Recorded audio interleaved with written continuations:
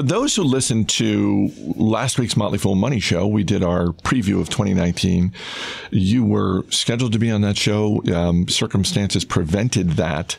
So I wanted to get you on today to sort of give your take on sort of how you are looking ahead to 2019. And let's just start with what you're watching in terms of trends. Yeah, I think, well, thanks for having me for that. That was nice. I'm sorry I missed that show. I'm glad to have a chance to talk a little bit. Obviously, investing is all about the future, and when you put cash to work, you're hoping for a return on that. What's interesting with me this year is obviously with the Fed raising rates so aggressively over the past year, there's lots of talk about what is going to happen in the future.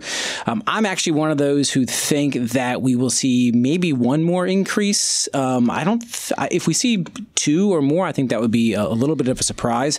But what's interesting for me from that perspective is I think financials actually have an opportunity to rebound from a pretty lackadaisical 2018, looking at 2019. So when you think about the Fed has been raising rates, which has been good in some ways for the financials and for the larger banks that underperformed or basically performed about the size of the market. I think companies like JP Morgan, Markel, some of the financials that are reliant on interest rates, a steady economy, a little bit of a Goldilocks kind of moment here. I think financials could have a return in 2019.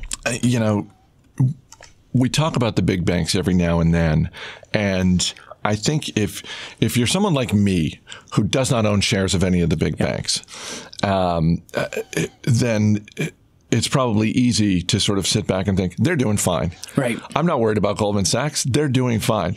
But you look at the performance over the past year for, as you mentioned, JP Morgan Chase, Goldman Sachs, 2018 was not a good year. It was not. That actually surprised me. I thought they would have a better year last year. Obviously Wells Fargo continues to have some struggles there, and they're such large enterprises that it's hard to turn on a dime.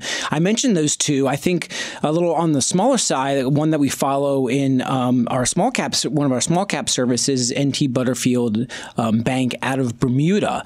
It's a much smaller bank. It's only about $1 billion in market cap, and they are the dominant player in the Bermuda range when it comes to deposits. And the stock had done very well, but then they got walloped after they came out with some weaker guidance after an acquisition they made of some trust business. And that really has hurt some of the expectations. And I see that as a buying opportunity for this bank that I think over the next 5 years will do pretty well in this kind of environment.